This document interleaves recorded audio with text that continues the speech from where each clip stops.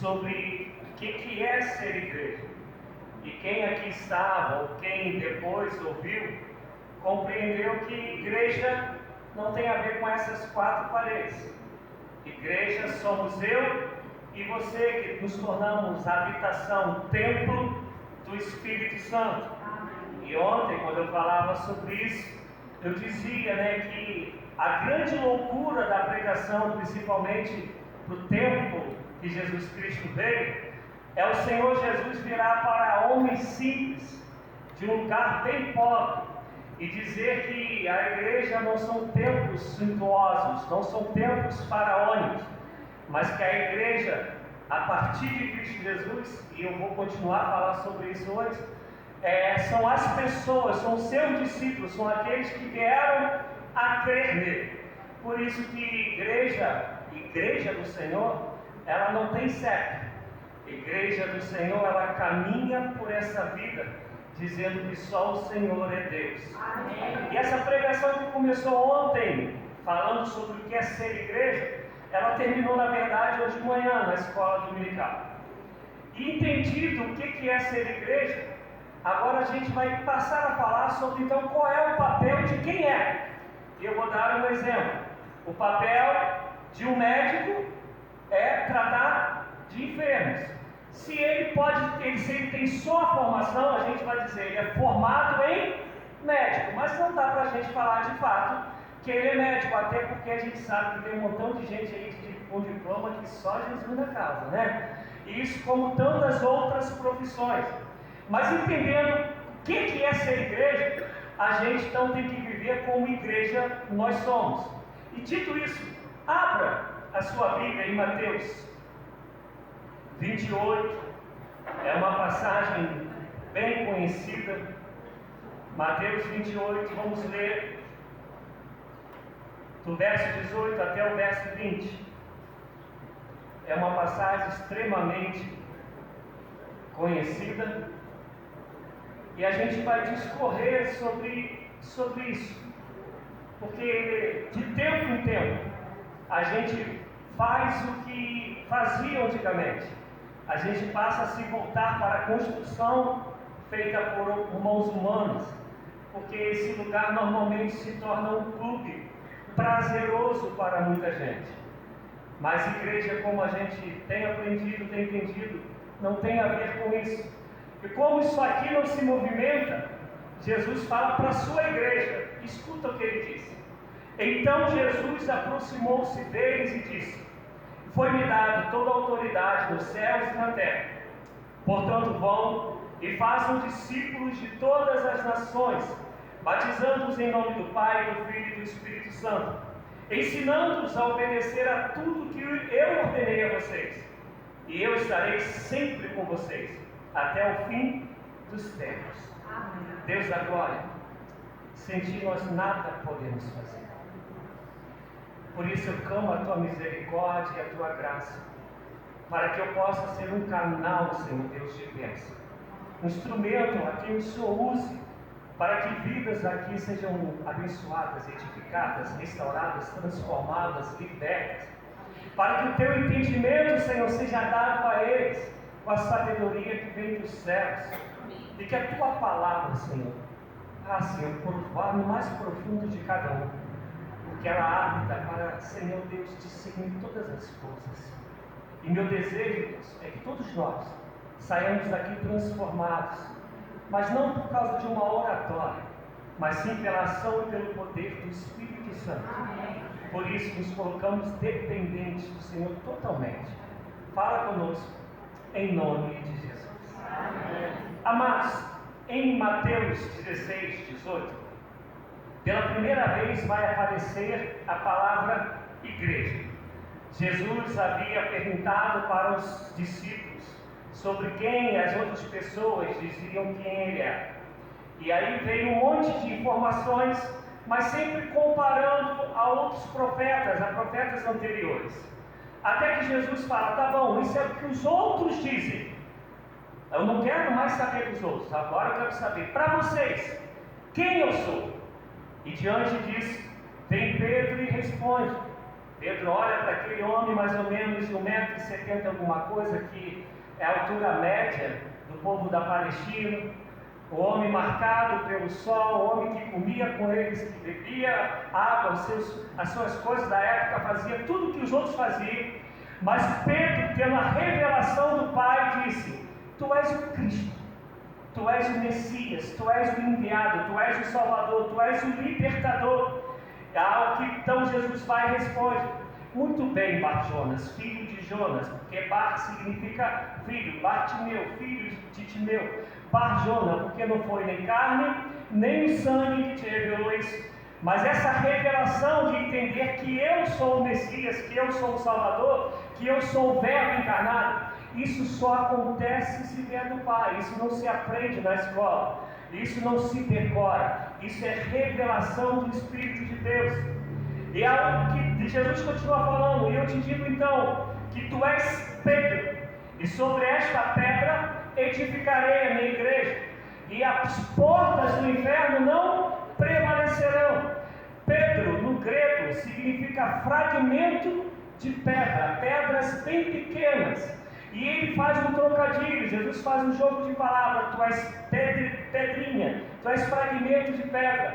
E sobre esta rocha, que é assim que está no grego, eu rocha, essa afirmação de que você disse que eu sou o Salvador, eu edificarei a minha igreja, e as portas do inferno não prevalecerão.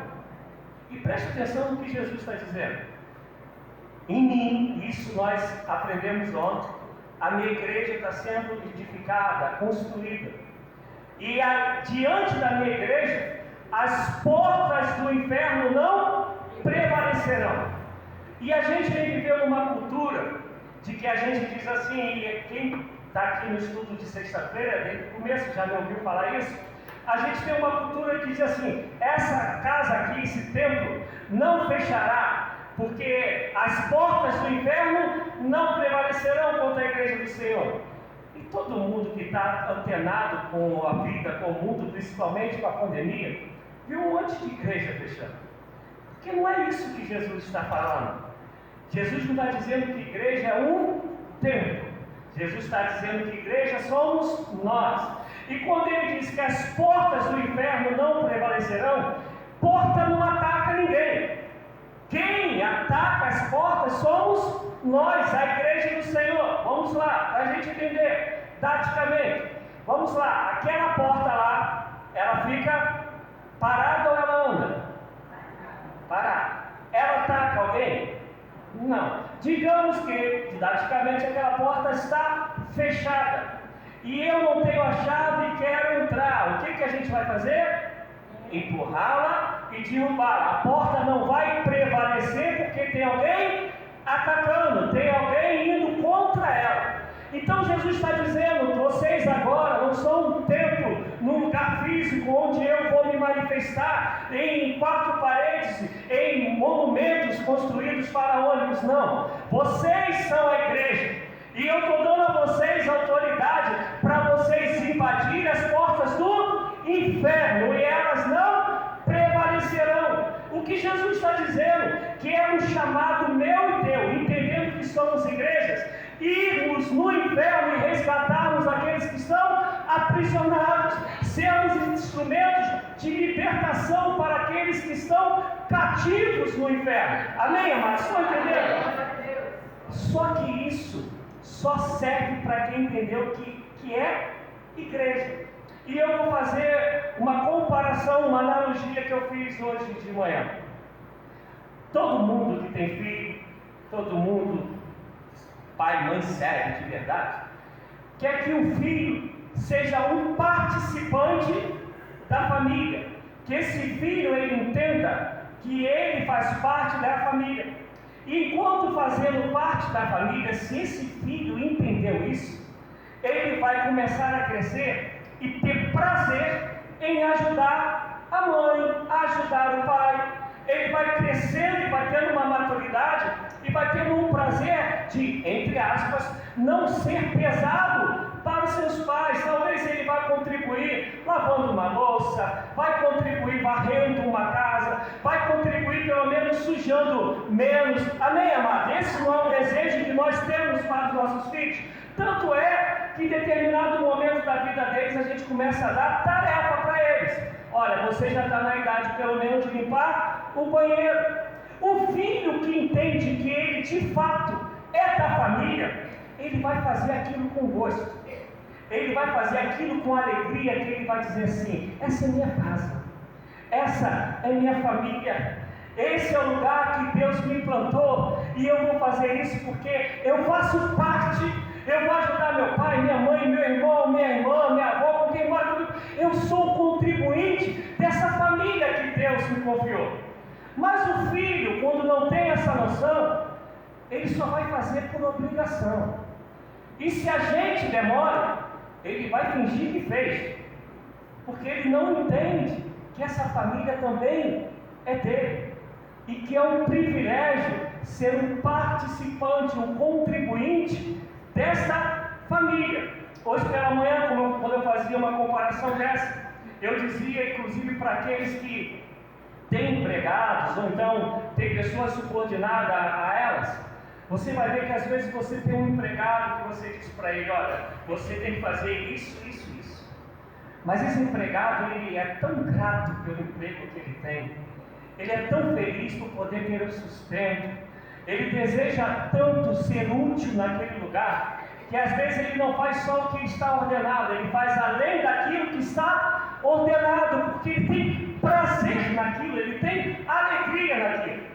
Agora o empregado, que é aquele que é o da barganha, aquele empregado que ele só está ali de fato porque no finalzinho do mês ele quer o dinheirinho dele, ele vai empurrar as coisas com a barriga, vai fazer mal feito e às vezes nem vai fazer. Por que eu estou dizendo isso? Porque enquanto igreja a gente não pode ter cabeça de empregado. A Bíblia vai dizer que em Cristo Jesus nós fomos libertos de toda a escravidão. Enquanto libertos, a nossa cabeça tem que ser de alguém que é livre. E na liberdade que Jesus nos deu, nos fazendo igreja, nós, se somos igrejas, vamos ter alegria, e uma alegria grata, de servir a Deus, de fazer aquilo que Deus espera que nós façamos, de cumprir aquilo que Ele espera que nós cumpramos, de vivermos da maneira que Ele espera que nós vivamos. Estão entendendo, amados? Amém? Amém? Porque quem não vive assim, vive a maioria das coisas que eu tinha até mandado uma figura para a Mislene, mas acho que ela foi arrebatada, né? Que era para ela botar, que daqui a pouco ela bota. Quem não entendeu o que é ser igreja, não vai cumprir nenhuma das duas passagens que nós lemos. Não vai entender que foi chamado para derrubar e invadir as portas do inferno, porque Deus já nos deu uma autoridade dizendo que as portas do inferno não prevalecerão. Quando a gente leu aqui em Mateus, está dizendo: eis que vos dou toda a autoridade. Quando a gente vai ler em Marcos 16, está dizendo a mesma coisa, que Ele nos deu toda a autoridade. E quando Ele nos dá essa autoridade, Ele está nos dando uma ordem. Se vocês são de fato minha igreja, há um privilégio que ao mesmo tempo é uma responsabilidade. Invada o inferno, saqueie o inferno, resgatando vidas, porque o meu desejo é fazer de que todo esse escravo seja liberto, todo esse perdido seja achado, todo esse que não tem valor compreenda o quanto que eu amo e quero que ele também seja a minha igreja. Mas quem não entende isso, não quer essa responsabilidade, não quer esse privilégio. Mateus, quando nós lemos, tem uma figura aí. Mateus, quando nós lemos, são as últimas palavras de Jesus. Se são as últimas, antes dele ser assunto aos céus, são as mais importantes, que ninguém deixa nas últimas palavras para falar besterol. Se são as últimas, a gente vai falar aquilo que é de mais importante, né? Vai dizer eu te amo, vai pedir perdão.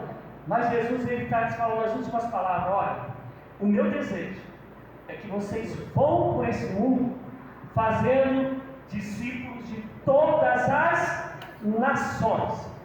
Primeiro eu quero que a gente entenda uma coisa aqui. Quando o verbo ele foi traduzido, ele não colocou no gerúndio.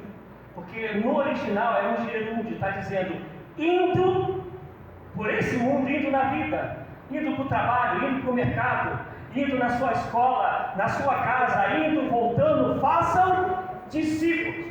E quando ele fala aqui nação, eu e você sabemos que a geografia da época de Jesus não é a mesma da agora, é uma outra geografia. Então, toda essa ideia que a gente tem aqui de nação, eles não tinham, porque a tradução melhor aqui seria etnias. Eu vou te dar um exemplo. No Brasil é a nação? Ufa, pelo menos alguém foi na escola, né? É a nação brasileira. Mas nós sabemos que dentro da nação brasileira nós temos muitas etnias. Um exemplo, o povo Carambó é considerado um povo ainda a ser alcançado. O povo da Amazonas ainda é considerado um povo de ser alcançado. E dentro do próprio Brasil, nós vamos ter dialetos diferentes. Nós vamos encontrar tribos indígenas com linguagem, idiomas diferentes, que precisam ser alcançados e que estão dentro de uma mesma nação. E aqui Jesus ele está dizendo: vão em todas as etnias, em todas as línguas, em todas as tribos, em todas as nações e façam discípulos. Interessante? Bota a figura ali para mim. Eu depois vou botar essa figura no grupo da igreja, mas eu vou trabalhar somente na primeira. Nessa aqui onde está escrito aqui hospital, e vou trabalhar com a última. A hospital, que está ali, é um tipo de igreja que a gente mais vive no dia de hoje. Eu não vou estar lendo por causa do tempo que a gente já tem ceia, mas vocês vão olhando para ali. O que é hospital? A igreja hospital é aquela que o pastor, a maior preocupação dele é da visitação. E aí vocês podem falar assim: pastor, mas visitar faz parte do pastoreio. Sim, visitar faz parte de todo membro do corpo de Cristo. Amém, amados? Amém. Só que a visitação, muitas das vezes, ela causa uma dependência. Eu já fui pastor de igrejas que eu visitava uma pessoa no mês. Passavam 2 semanas, ela já reclamava que eu estava muito tempo sem visitar. Aquela pessoa que vive numa dependência, porque nunca quer crescer. Nunca quer compreender que ela foi chamada para ser madura, para ser templo e habitação do Espírito Santo, ser colocada de pé e ser uma pregadora, o pregador da palavra do Senhor, fazendo discípulo de todas as nações. E normalmente a igreja que funciona dessa maneira, que tem um pastor dessa maneira, são chamadas as igrejas como é a nossa, metodista, as igrejas tradicionais, históricas. As igrejas que normalmente quase não crescem. Ela normalmente é uma igreja de manutenção. O pastor ele tem preocupação pelo menos de ficar com aquele número que ele tem ali. Não está preocupado tanto em capacitar as pessoas. E ali o quadro está falando. Ele se torna mais um capelão do que de fato aquilo que eu creio que nós fomos chamados para ser. E eu vou melhorar o que eu estou dizendo. O interessante é que antes de eu estudar isso como teologia sistemática, uma sistematização disso, minha esposa sabe disso, a gente está junto aí há 23 anos nessa caminhada, eu sempre pratiquei isso, mesmo sem ter estudado de fato, mas a minha compreensão de ser igreja, e vocês têm visto isso aqui, é o que está aqui. O pastor, na verdade, ele foi chamado para ser um mestre. E eu vou explicar isso para vocês à luz da Bíblia. Quando nós vamos lá ler em Efésios 4, vocês vão pegar a partir do versículo 11, e vai dizer que o Senhor deu alguns para apóstolos, e vai falando lá evangelista, e vai chegar no momento, lá no finalzinho, vai falar pastores e mestres. Mas quando você vai ler a Bíblia, não, em lugar nenhum está escrito lá, Paulo falando, escrevo isso ao mestre, escrevo isso para que o mestre da igreja tal. Normalmente está pastor, porque entende-se originalmente que no grego, quando ele está falando pastor e mestre, ele está falando que isso é a função de uma pessoa só. A função do pastor, ele tem que ser mestre, e eu vou te mostrar isso na Bíblia. Com o texto que nós lemos, Está escrito assim, ó: portanto, vão e façam discípulos de todas as nações, batizando em nome do Pai, do Filho e do Espírito Santo, ensinando-os a obedecer tudo que eu vos tenho ordenado, instruído, tudo que de mim tem aprendido. Vai depender da tradução. Qual é o chamado para a igreja do Senhor? Ensinar. Ensinar aquilo que eu quero, ensinar aquilo que está na minha cabeça. Não, ensinar aquilo que o Senhor nos ensinou. Então ele está dizendo: você é a igreja do Senhor, você vai invadir as portas do inferno, vai resgatar o perdido, vai batizá-lo em nome do Pai, do Filho e do Espírito Santo, e vai ensiná-lo.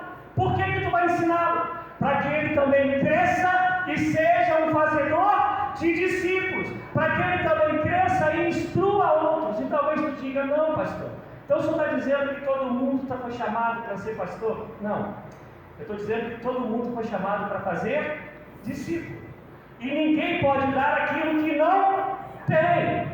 E por isso a gente tem que conhecer a palavra para fazer discípulo. Por isso que a Bíblia fala que a alguns Deus confiou 10, outros 30, 50, 100, 1000. Dentro do que Deus te confiou, tu foste chamado para fazer discípulos. Bom, vê se tu me ajuda aí. Se tu abris a tua Bíblia, ai Jesus, e agora? É Mateus ou é Lucas 9:35? É um dos dois. Ou é Mateus 9:35 ou é Lucas 9:35. Vai estar dizendo que Jesus, ele percorria todas as cidades e circunvizinhanças. Aí, ia passando por todas as cidades e povoados, ensinando, pregando e curando. Qual é a ordem? Ensinando, pregando, e vai estar ensinando, e curando. A cura, Deus nos deu essa autoridade.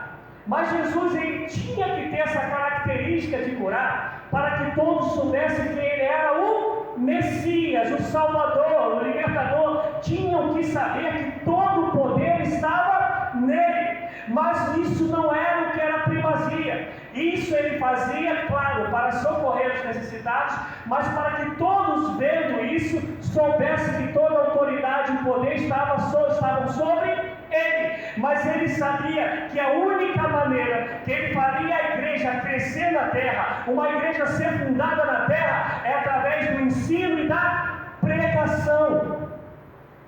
Só que, quando isso aqui acontece, a igreja presente, ela cresce, ela se torna madura, ela se torna, entenda o que eu estou dizendo, pessoas capacitadas, habilidosas, independentes para fazer o quê?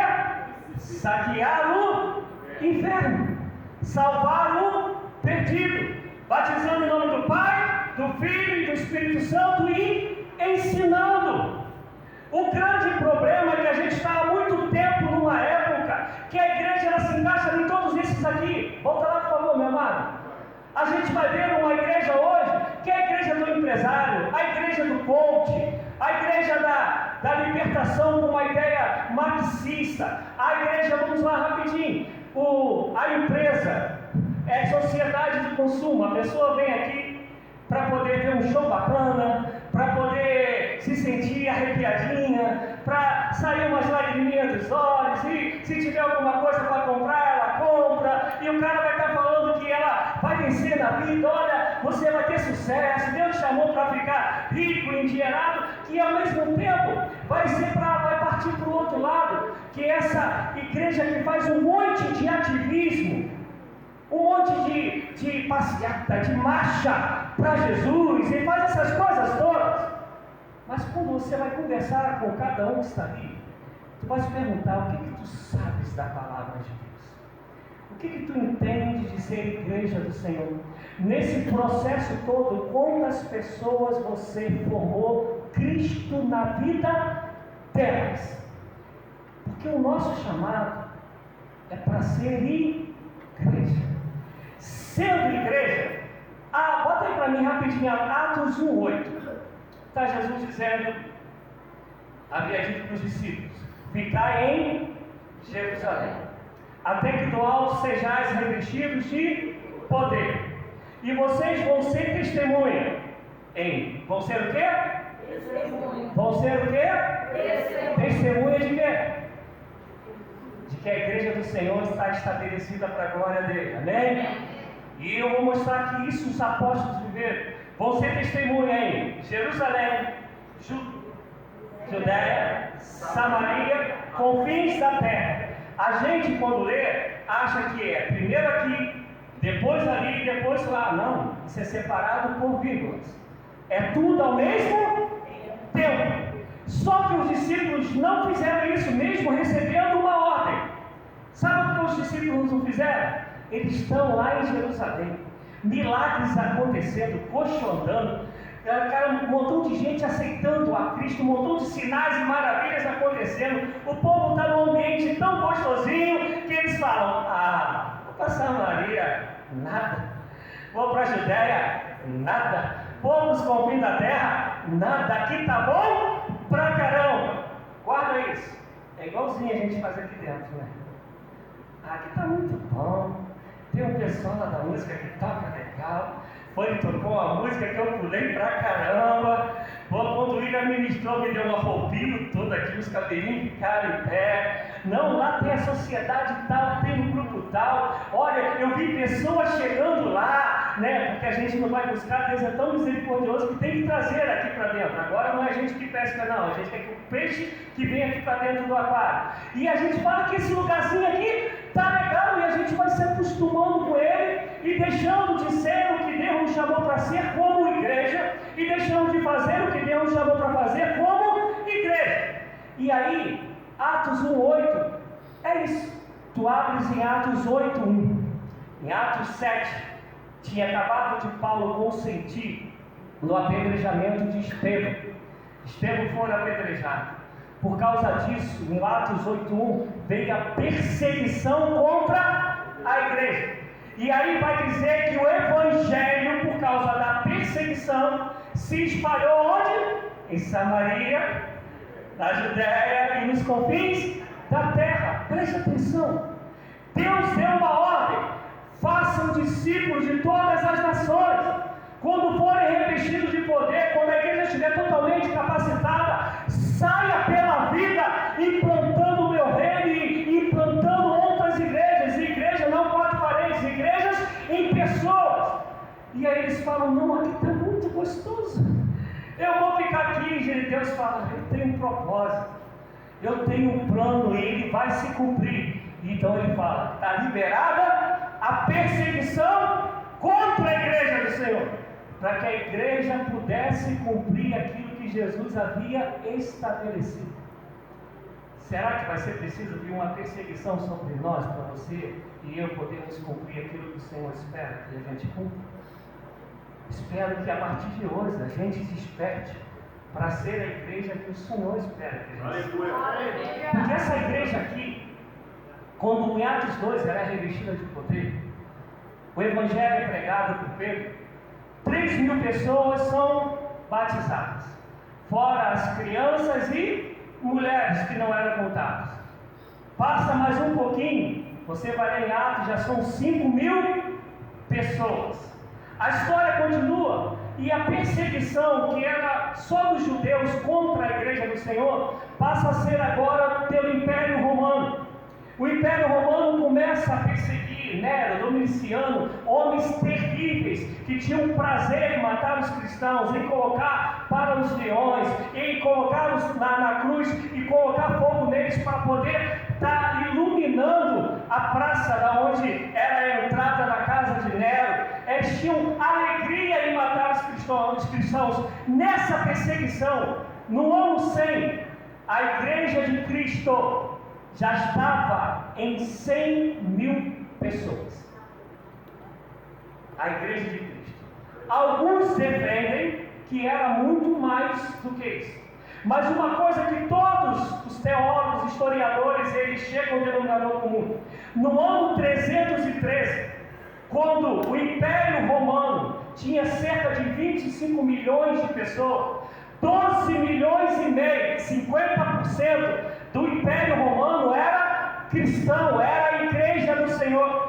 E isso em 300 anos de perseguição. Vê se tu entendes o que eu estou falando. Quem entendeu que era a igreja e quis viver como igreja que entendeu ser, com toda a autoridade do Senhor Jesus, não temeu a perseguição, não tinha microfone, não tinha caixa de som, não tinha carrinho, não tinha ar-condicionado, não tinha nada de rede social, e fez com que em 300 anos um povo que não existia passasse a chegar a cerca de 12 milhões e meio de pessoas. E eles foram além do Império Romano, eles chegaram na Espanha, eles chegaram no Egito, eles foram invadindo, porque a gente não conseguiu entender que normalmente a nossa fé, ela é cultural. Quer ver? Aqui é a igreja de São Mateus, a da Ibelius é de São Pedro. A gente vai andar nas ruas, tem um montão de São, né, em Vitória. Por que tem? Porque predominante a cultura é católica. No lugar que você nascia, tu acabava abraçando a fé daquele lugar que era cultural.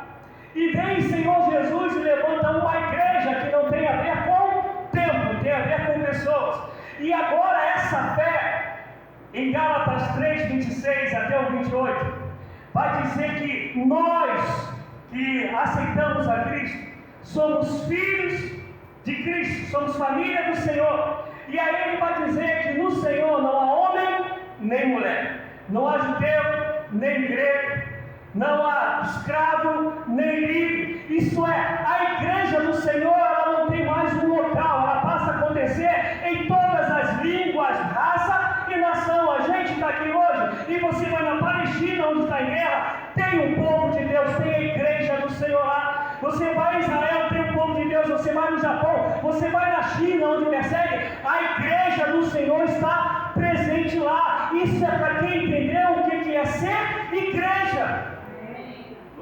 Mas quem não entendeu o que é ser igreja, vai ficar naquele modelo e vai ficar aborrecido porque passou um mês e o pastor não foi lá visitar. É aquela pessoa que a gente, e por favor me perdoem jovens, isso não sou eu que digo, é a pesquisa que diz que hoje os homens estão chegando a 30, 35 anos hoje, eles estão tendo uma mentalidade em relação à maturidade, responsabilidade de adolescente de 15, 16 anos, na época dos anos 80 e 90. Isso não sou eu que estou dizendo, isso é pesquisa. Que hoje os jovens com 20 e poucos anos não têm 60% da maturidade dos jovens no ano 80 e 90. Ah, pastor, mas eu não sou assim. Então você é exceção. Estou dizendo via de regra. Isso não sou eu quem diz, isso é pesquisa. E a gente está criando esse mesmo povo dentro da igreja. O povo que chega na igreja achando que é self-service, que vai vir aqui para poder chegar lá, pô, essa comida eu gosto, eu vou botar, essa aqui eu não vou, essa aí fica para depois, essa daqui, tá bem que o pastor trouxe essa, maravilha, e depois vai para casa e não tem nada a ver de responsabilidade, compromisso com Deus, porque não entendeu o que é ser igreja. E aí tem esse outro grupo que vai dizer, olha, Deus te chamou para ser rico, para sair endinheirado, tu não pode nem ficar doente, porque nem entendeu o que está lá em Isaías 53, quando ele está dizendo que o Senhor levou sobre si todas as nossas enfermidades. Aí a gente acha que cristão não pode ficar doente. O que está escrito lá é o seguinte: toda enfermidade que você levava por causa do pecado, que te levava para a morte eterna, o Senhor prendeu lá na cruz, ela foi cravada na cruz, e agora não há mais condenação para aqueles que estão em Cristo Jesus. Tudo se fez novo e as coisas velhas se passaram. Mas o chamado de Deus é: olha, eu te amo, eu fiz por você aquilo que ninguém nunca pensou, eu coloquei o meu Espírito em você, eu te chamei de minha igreja, eu vou estar contigo todos os dias até a consumação dos séculos, eu vou te sustentar, eu vou te fortalecer, mas eu espero que você, entendendo o que eu fiz e quem você é, tu tenhas um coração grato de poder me servir sendo a minha igreja nessa terra. Olha para a vida de Paulo, olha para a vida de Pedro, olha para a vida de Filipe. Olha para a vida de John Wesley.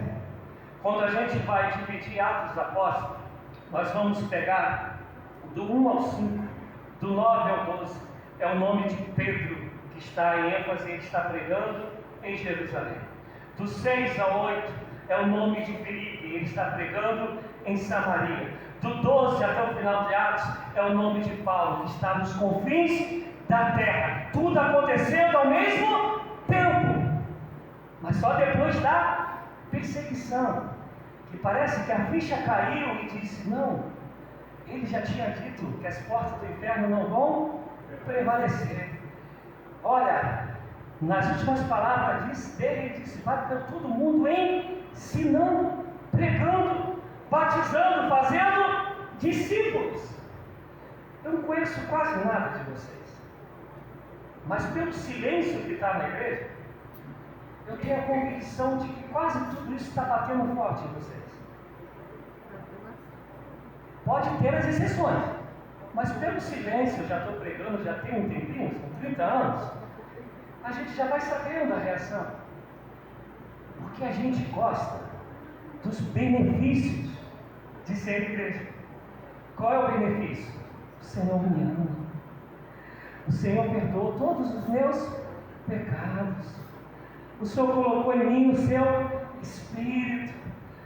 O véu rasgou-se, eu falo com Ele, Ele me ouve em qualquer hora, em qualquer lugar. A gente ama tanto isso que a gente chega a dar loucura de dizer para Deus: o Senhor está demorando em dar a bênção que eu estou esperando. Ah, Senhor, o Senhor me abandonou porque aquilo que eu queria eu não recebi. Porque a gente entende aquilo que a gente chama de privilégio. Porque se a gente entendesse mesmo o que é privilégio, a gente lembraria que a Bíblia vai dizer que os anjos queriam anunciar o Evangelho da salvação. Mas Deus confiou a mim e a você, pecadores, pequeninos, essa autoridade de ir pelo mundo fazer discípulos, de construir igrejas na vida de cada pessoa que Ele colocar em nosso caminho. Mas essa responsabilidade não. Então, por isso, o filho que não entendeu que ele é da família, ele quer um brinquedinho novo, ele quer a roupinha nova, ele quer a comidinha pronta, de preferência aquela que ele gosta de papai e mamãe, foi lá e comprou. E isso tem fases. Mas o triste é quando já passou o tempo, os anos se passaram e o comportamento continua o mesmo. E aí, a mãe ou o pai que não entendeu o que é ser mãe e pai, vai achar: não, assim mesmo. Aí chega uma hora, cresce, vai nessa. Aí chega uma hora, muda, vai nessa. Não dá uma dura, não. Não chama para uma responsabilidade, não, para tu ver. E por isso que, enquanto pastor, o meu papel não é para poder ficar fazendo carinho em vocês toda vez que vocês fizerem igual gatinha, baixa a cabecinha assim, né? A minha cachorra, eu abro a porta, ela já deita lá assim, se abre toda. E aí tem dia que eu falo para ela: Mel, eu não vou fazer carinho não, fica aí mesmo. E passo por ela. Deus nos chamou para sermos saudáveis em todas as áreas da nossa vida, inclusive na emocional, inclusive principalmente na espiritual. É por isso que o escritor dos Hebreus dizendo: eu queria dar um mocotó a vocês, eu queria dar uma feijoada, e eu ainda tenho que tratar vocês com leitinho. E aí ele vai dizer lá: vocês tinham que ser mestres e precisam estar aprendendo ainda. Preste atenção, ele está dizendo: vocês tinham que ser mestres, tinham que ser alguém que esteja ensinando, mas ainda estão aprendendo, porque nunca muda, nunca cresce, nunca chega à maturidade, nunca se torna igreja do Senhor Jesus. Igreja gera igreja. Indo, fazei discípulos, como o Pai me enviou, eu vos envio a vós, igual, da mesma proporção, da mesma maneira. Qual é essa maneira? É um chamado. Qual é o chamado? Fazer discípulo. Fazer com que o liberto, o cativo seja liberto, o escravo venha para Cristo e agora seja a habitação do Espírito de Deus. Mas aí a gente não quer isso, porque responsabilidade é chato, né? Deixa isso para o pastor, Deixa isso para evangelista, Maria Helena, Denilson, deixa para eles. Teve um dia eu conversando com o Denilson sobre uma determinada pessoa, e Denilson assim, tem um coração fantástico. Não sei se ela vai lembrar. Eu falei: amada, você já fez tanto. Agora é tempo dessa pessoa saber o que ela quer da vida. Porque do contrário, a gente vai alimentando a meninice, a gente vai alimentando a imaturidade. Meu Deus, como eu queria que eu falasse isso, saísse um aleluia, mas eu estou acostumado com esse trem. Isso corre aí, pastor G, fala um aleluia aí só para me deixar feliz, né? Aleluia. Porque igreja não são paredes, igreja somos eu e você. E enquanto igreja a gente tem um chamado, e o chamado é fazer a vontade daquele que nos convocou. O nome dado a isso que a gente lê, os teólogos falam em Mateus 28, que essa é a missão de Deus, missão dele, a missão de Deus, a missão de Deus que ele confiou à sua igreja. Você vê, todo o crescimento do reino de Deus é através de quê? Da sua igreja. E tu podes reparar que quase sempre esse crescimento, ele se dá a partir do lado de fora. Vou explicar para eu terminar, porque a gente tem tempo. Vou explicar para vocês. A Bíblia ensina que eles se reuniam de casa em casa.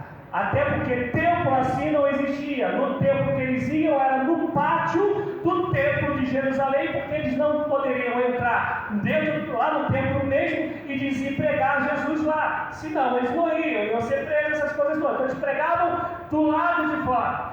E porque eles sabiam que fazer discípulos é indo, chega ainda de serem chamados de aqui, esses que têm tumultuado o mundo, têm chegado agora aqui na nossa terra. E onde eles chegavam, eles faziam discípulos. Paulo está preso, faz discípulo. Ele está preso na casa, ele faz discípulo. Ele está preso na prisão mesmo, ele faz discípulos. Onde ele está, ele vai levantando igreja. E essa igreja que se levanta, como falei ontem, ela se reunia em um determinado lugar para adorar, louvar a Deus, para crescer na pregação da palavra, no ensino da palavra, para perseverarem na oração, para perseverarem no partir do pão, na comunhão, e depois saíam para ser igreja. A gente gosta da primeira parte e olha lá quando gosta, porque ensino da palavra, como está difícil da gente gostar. Eu saí daqui na sexta-feira e o pastor Marcelo que me deu carona, e como eu falei, Deus tem permitido a gente estar assim meio próximo, ainda distante, mas meio geograficamente, mas meio próximo. E chegou um momento da conversa lá no portão que eu falei para ele, pastor Marcelo, eu sou muito mala. Eu sei que eu sou um cristão mala. Aí ele riu, eu estava lá no clube da Luluzinha conversando, Rebeca, Alessandra e Aline, e eu conversando com ele. E aí ele: como assim, pastor? Eu falei: o evangelho que eu creio, pastor Marcelo, não tem a ver com o que dá certo. O evangelho que eu creio é com aquilo que é certo. Se está na palavra, é certo. E independentemente do resultado, eu sei que o resultado deu certo, porque está na palavra. Agora pode dar certo aos olhos do homem, se na palavra não tem base, não está certo, porque Deus vai continuar falando: eu não vos conheço. Por isso que em Mateus 7:21 a gente lê: muitos chegarão naquele dia dizendo: Senhor, em teu nome profetizamos, curamos enfermos, expulsamos demônios. Fizeram, estou falando que eles fizeram no nome de Jesus. Deu certo, mas para Jesus não está certo. Então ele vai dizer: apartai-vos de mim, porque não vos conheço. Porque a igreja do Senhor vive dentro da vontade daquele que nos fez igreja. Igreja do Senhor vive em obediência ao Senhor. E eu termino com a história de Paulo. Eu não sei quantos aqui são empresários, eu conheço alguns. Agora preste atenção, Você quer chamar alguém para ser igreja do Senhor, e vem Saulo e te apresenta um currículo. Olha o currículo de Saulo: perseguidor da igreja, autoridade para prender e para matar. E ele te dá esse currículo querendo ser a igreja. Fala sério, tu ia contratar Paulo? Porque na época, Saulo, tu ia, Lázaro, contratar esse homem? Ia ler o currículo dele e ia falar assim: tá louco? Como esse cara tem a cara de pau de ainda me trazer um currículo aqui. E está Saulo indo para onde? Damasco. Atos 9. E o próprio Senhor aparece para ele. Eu gosto de falar que Jesus fez Saulo ficar cego para ele poder enxergar. Que quando ele deixou de ver com os olhos humanos, foi quando ele pode aprender a ver com os olhos espirituais. Ele cego foi quando ele de fato viu Jesus. E outro, quando ele cai do cavalo, é Deus falando: para me reconhecer, tu não pode ser altivo, tu não pode estar em cima, tem que ser lá embaixo. Como eu preguei esses dias, tem que descer a casa do oleiro. E aí, olha o contrato de Jesus para a igreja chamada Saulo. Ele vai para Ananias: Ananias, você é minha igreja. Vai lá à rua direita, tem um homem lá que está cego, ele está orando e jejuando, e o nome dele é Saulo. Ananias falou: que isso? Vou lá o quê? Esse cara aí é da milícia, não vou lá não. Esse cara tem poder para matar todo mundo. E aí olha o que Jesus fala: ele é muito precioso para mim.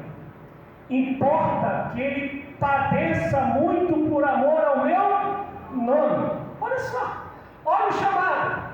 Igualzinho que o pessoal faz na igreja hoje, né? Vem aqui, que você vai sofrer muito por amor a Jesus. Você vai tomar chicotadas 3 vezes, 49 chicotadas, 5 vezes, perdão, de 49 chicotadas. Vem aqui, você vai ser prisioneiro. Vem aqui, nos últimos dias da tua vida, no teu julgamento, não vai ter ninguém para quem você amou, para quem você pregou, para quem você curou, para te assistir no teu julgamento. Tu vai estar sozinho. Vem aqui que você vai naufragar. Vem aqui que você vai fazer milagres e uma fibra vai te ficar e eles não vão dizer que você é bruxo. Vem aqui que no final da tua morte tu vai perder a cabeça. Venha! Dá para fazer esse convite hoje? Mas o Jesus é o mesmo. O chamado para ser igreja é o mesmo. Viu que não sai um aleluia? Mas esse homem, ele entendeu o que é ser igreja. Ele entendeu tanto que a primeira experiência dele, ele tem que sair fugido em um cesto, porque queriam arrebentar. E ele fez igual o desenho da época do rock: Leão da Montanha, saída pela direita, né? Desceu no cesto. Barnabé pegou Saulo. Durante 3 anos, sabe o que Barnabé ficou fazendo? Ensinando Paulo. Vou fazer de fato a igreja acontecer dentro de você. 3 anos ensinando. Depois vem Saulo, que não é mais conhecido como Saulo, agora é Paulo. E muda a história, levantando a igreja por onde que ele passava, até preso. Como eu desejo que você seja a igreja. Mas não, bota lá por favor, a amiga. É porque é ao vivo, tá, gente? Depois a gente edita no vídeo. Olha só, amados. Essa igreja aqui, que é a que eu creio, o pastor, ele não tem fãs. Esse pastor, ele é um mestre que cria o evangelho no coração de cada pessoa, a fim de que cada pessoa seja a igreja do Senhor. A gente tem um montão de pastor aí querendo que, tem que dar honra. Eu já tive problema em ajudar a igreja, onde o pastor ele falava que as primícias do povo tinham que ir para ele. A honra tinha que ser dada a ele. Tem outros que tem que ser fã. Pastores que a gente conhece aí hoje que andam de carro blindado e tem segurança. Imagina o Paulo frente a frente com esses caras. O que Paulo ia dizer para eles? O chamado do pastor é ensinar, equipar e treinar. Se for verdade, vocês respondam. Eu tenho feito isso desde que eu cheguei aqui, amada igreja. Amém? Ensinar, equipar e treinar. O seu maior objetivo é ensino e capacitação. Para quê? Para que a igreja entenda o tempo que ela está vivendo e possa ser igreja neste tempo, que não é mais como o da época de Jesus. Por isso, se você tem acesso a redes sociais, faça discípulos nas redes sociais. Se você está na universidade, faça discípulos na universidade, própria igreja, onde você está inserido. E aí ele fala, e aí contextualizar, aí fala, para quê? Para que a igreja chegue em uma maturidade. Porque ela sendo madura, ela vai conseguir viver o que está escrito em Mateus 28. Indo, fazei discípulos. Olha só, o que eu vou falar, por favor entenda, não é com nenhuma arrogância, não é querendo ser indelicado, é apenas com amor ao reino. Esse lugar onde nós nos reunimos, fazem 59 anos. Quantos missionários essa igreja aqui já enviou para algum lugar do mundo? Uma das grandes marcas de uma comunidade igreja é enviar missionários. Jerusalém, Judéia, Samaria e confins da terra. Se a gente não tem nenhum missionário que a gente levou a ser uma igreja madura para ouvir o ide do Senhor, é sinal que a gente está falhando como igreja. Estão entendendo, gente? Em nome de Jesus, porque o silêncio agora me constrangeu. Então eu não vou pregar mais não, vamos ficar de pé em nome de Jesus, senão vocês vão pegar em pedra para me tacar, e hoje eu estou muito bonitinho para vocês me tacarem em pedra.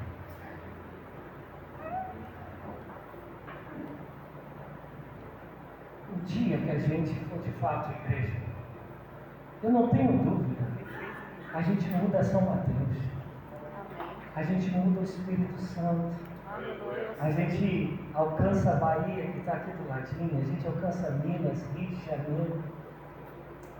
Só que a gente quer a igreja do céu e serve, a gente quer a igreja hospital, a gente quer a igreja pronto-socorro, a gente quer a igreja do coach, a gente quer a igreja do ativismo. Isso é tudo, isso é clube.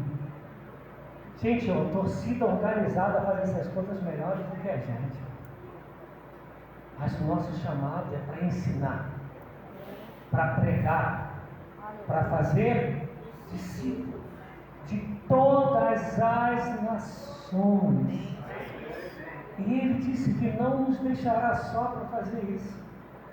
A promessa dele é: eis que estou convosco todos os dias.